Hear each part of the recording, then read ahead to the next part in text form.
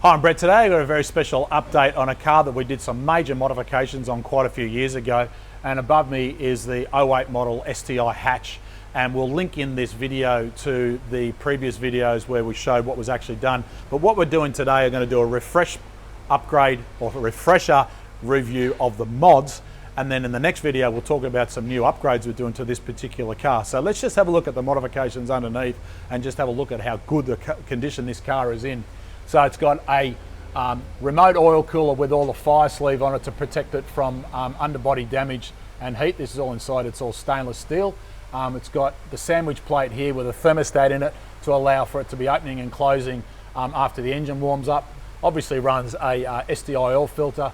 It's got some really good coated extractors, and if you'll see the extractors where they come out of the engine, we've even gone to the level of putting some custom heat shields on here to protect the radiant heat, because above that on this particular model car has got variable cam control, and just up inside there, you can't see it, in behind that plastic cover, which is the original factory one, is the switch that controls the variable valve control of the camshaft on the exhaust outlet on the right hand side head. Now if you've got a car with extractors, I strongly recommend you check that out, because that plastic shield often melts, and then the plastic plug with the wiring gets damaged as well, and then it can cause variable cam control faults.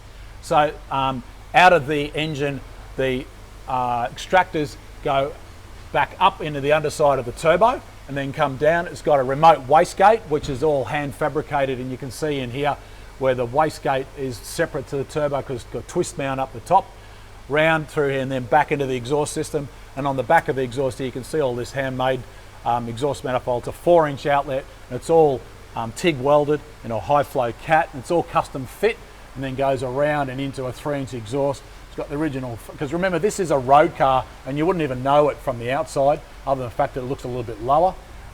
Rear O2 sensor, flexible joint, and then out through an MRT exhaust system at the back. So let's have a look at some of the other goodies underneath here, and you might be wondering, just what is this? Well, this is the Economist high pressure water pump, because this car actually runs water injection as well, and we'll show you a video from the top in our next video about how that works. And inside here is all the high pressure lines and the fittings to run that. And on the bottom here you can see it's got the white line lower suspension brace, the lower control arm replacement bush, the stiffening brackets to improve the geometry and the stiffness of the lower control arm.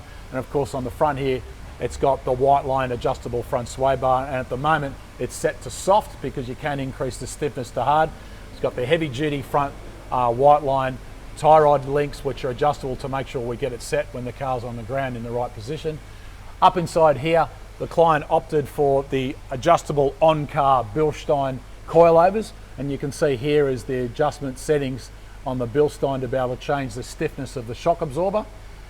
In around the top here, it's got replacement Goodrich ADR compliant stainless steel brake lines.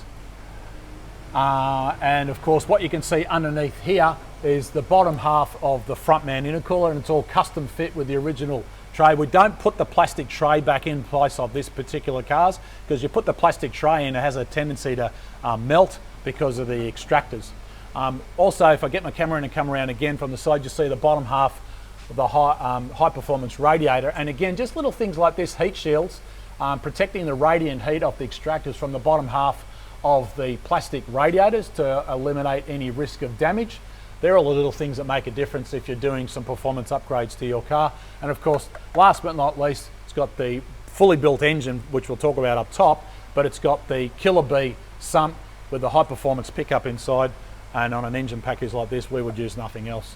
So we'll do another video, check it out soon, and then we'll talk about the modifications we're doing soon. Follow us on Facebook, YouTube, Twitter, and Instagram. I'm Brett Middleton. We'll give you another update shortly. Bye for now.